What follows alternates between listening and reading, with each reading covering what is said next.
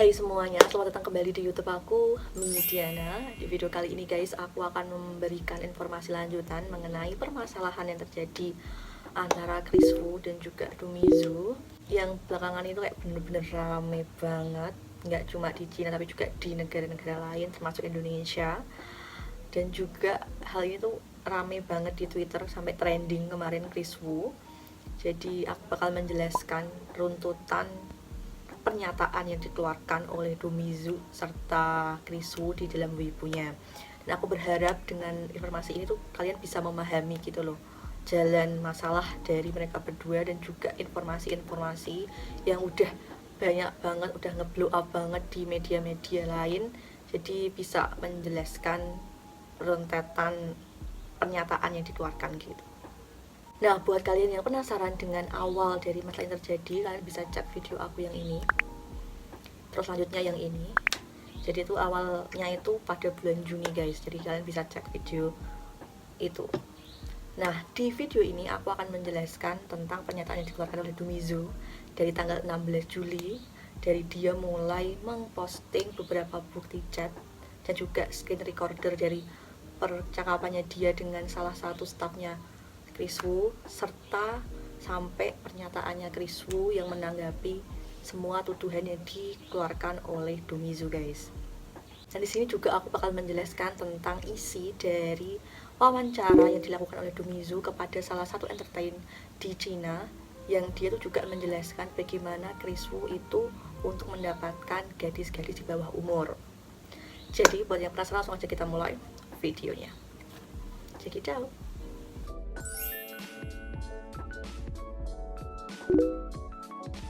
Oke guys, jadi dimulai dari pernyataannya Domizu pada tanggal 16 Juli.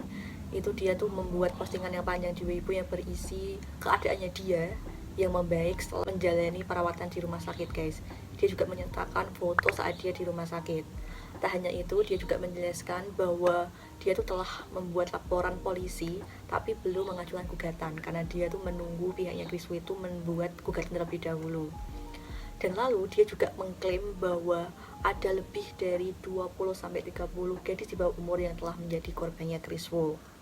Dan tak lama setelah itu Domizu memposting lagi pernyataannya dia di Weibo 2 jam setelahnya yang berisi bukti screen recorder percakapannya dia dengan salah satu yang diduga adalah staffnya Chris Wu yang berlabel 20XX Club guys. Dan postingan itulah yang menjadi awal mengapa berita Chris Wu sama Domizu sama ngeblow up banget. Jadi di postingan itu Domizu itu menjelaskan bahwa ada salah satu staff yang menghubunginya yang diduga adalah staffnya Chris Wu. Dan staff itu tuh pertamanya tuh meminta maaf kepada Domizu atas apa yang telah terjadi belakangan ini kepadanya. Dan dia juga menawarkan negosiasi juga mediasi terhadap masalah itu. Dan kalau bisa itu bisa menyelesaikannya itu di luar pengadilan gitu loh guys.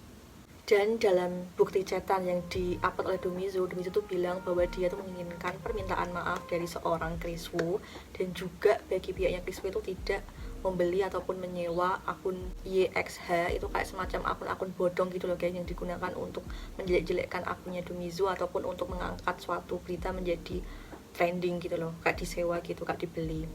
Nah, terus pihaknya Chris Wu itu kayak memojokkan Domizu dengan mengatakan bahwa kalau sampai gugatan yang diajukan oleh pihaknya Chris Wu itu diterima oleh pengadilan, nanti Domizu itu bakal dicap dan diingat oleh publik sebagai orang yang telah mencemarkan nama baik seorang Chris Wu.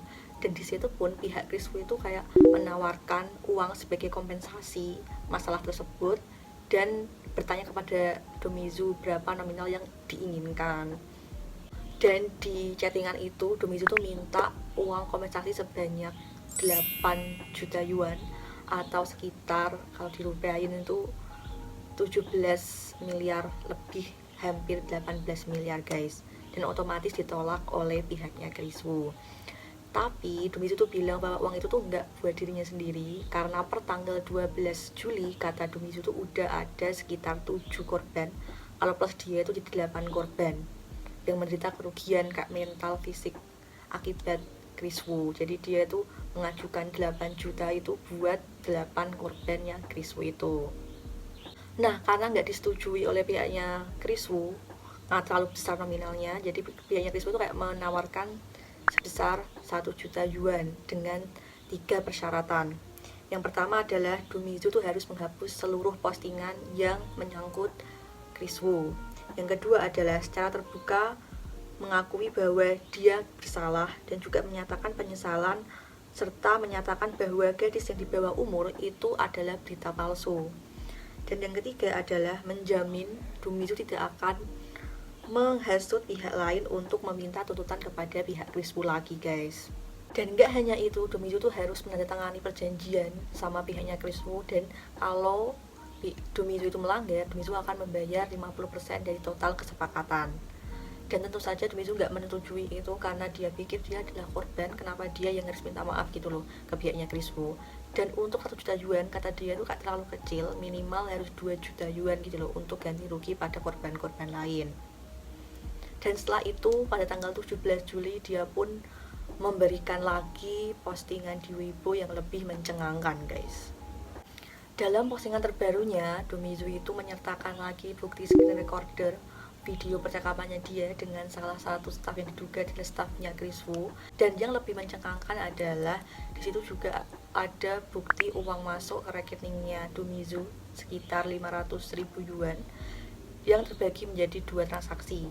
Yaitu yang pertama adalah 200.000 yuan dari rekening dengan nama Wu Yifan atau Crispo, dan yang kedua adalah 300.000 yuan dari rekening bernama Wu Stei Chiyu atau ibunya Crispo, guys.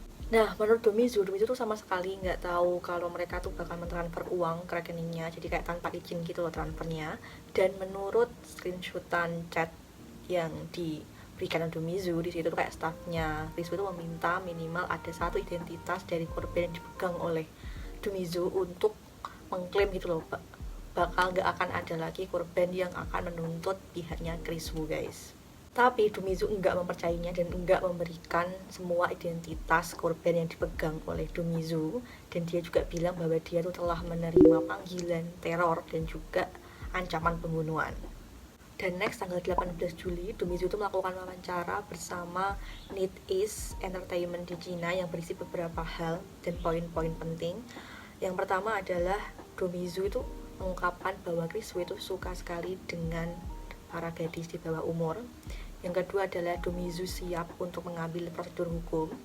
Yang ketiga adalah ada banyak korban yang belum melapor atau belum speak up kepada dirinya, tapi per tanggal 12 Juli kata Dumizu itu udah ada 7 korban, sama dia menjadi 8. Dan yang keempat adalah Dumizu menjelaskan bagaimana cara Crispo itu mendapatkan para korban, yaitu gadis di bawah umur, guys.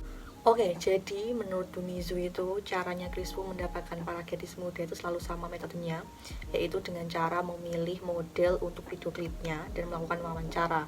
Yang wawancaranya itu pasti malam hari gitu loh, guys. Dan yang kedua adalah dia tuh mencari gadis-gadis itu tuh berasal dari fan clubnya dia atau para gadis-gadis muda tuh yang suka sama dia, lalu dihubungi oleh pihak tertentu yang kayak pihak ini tuh kayak bertugas untuk mengumpulkan para gadis-gadis muda itu. Dan yang selanjutnya adalah memperkenalkan satu persatu gadis-gadis itu yang pernah ia tiduri. Dan kata Dumizu, modus yang dipakai oleh Crispo itu juga sama, dan di wawancara itu dia tuh kayak mencontohkan dirinya dengan apa yang telah terjadi pada dirinya dan Crispo dulu. Jadi pada saat dia melawan wawancara MV, dia itu dibuat mabuk gitu loh, guys. Lalu masuk ke dalam sebuah mobil dan menuju ke rumahnya Crispo. Dan di situ dia tuh enggak membicarakan tentang bisnis ataupun MV yang dibicarakan gitu loh. Enggak, tapi malah diajak bermain game dan juga dibuat sangat mabuk.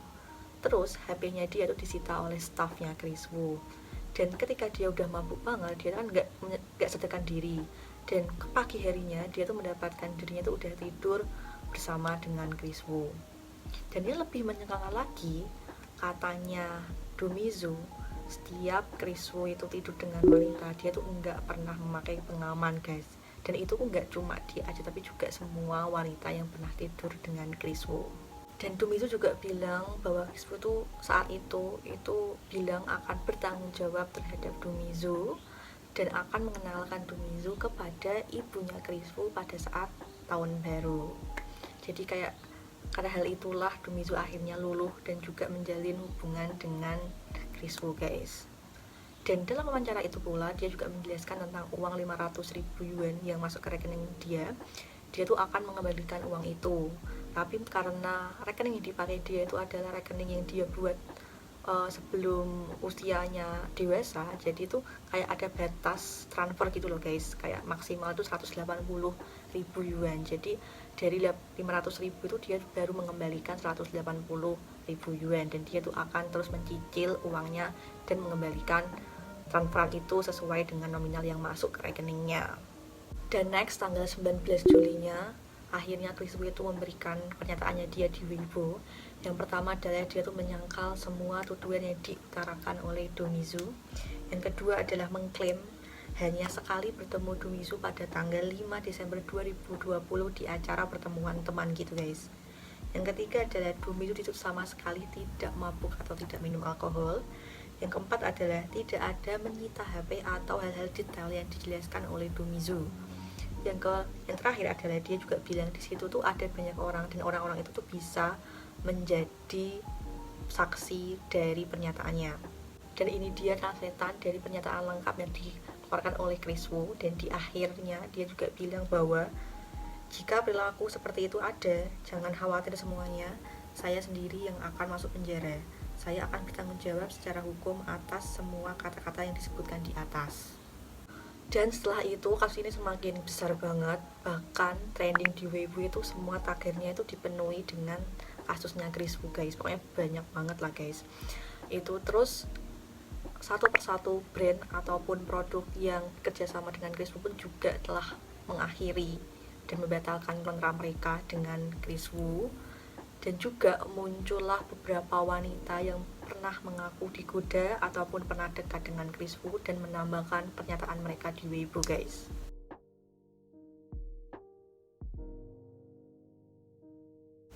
Dan guys, sepertinya tuh masalah ini akan semakin lama semakin membesar karena terus bertambah pernyataan dari kedua belah pihak. Jadi mari kita tunggu aja hukum yang berjalan biar tahu siapa yang benar dan juga siapa yang salah. Dan juga gimana pendapat kalian tentang hal ini, komen di bawah. Kalau aku di sini netral guys, nggak memihak kedua belah pihak. Aku cuma menyampaikan informasi yang aku bisa sampaikan kepada kalian. Terus kalau ada yang tanya, kenapa kamu menyampaikan informasi lebih banyak ke Do Mizu-nya? Ya karena emang Do Mizu itu yang lebih banyak menyampaikan pernyataannya di Weibo guys, yang memberikan pernyataan yang benar-benar menghebohkan Weibo gitu loh guys. Jadi aku mentranslate-nya dan juga menjelaskan kepada kalian runtutan pernyataan yang dikeluarkan oleh dia sampai ke pernyataannya Chris Wu guys, kayak gitu. Jadi cukup sampai di sini video ini. Jangan lupa buat like, comment, dan subscribe. See you on the next video. Bye bye.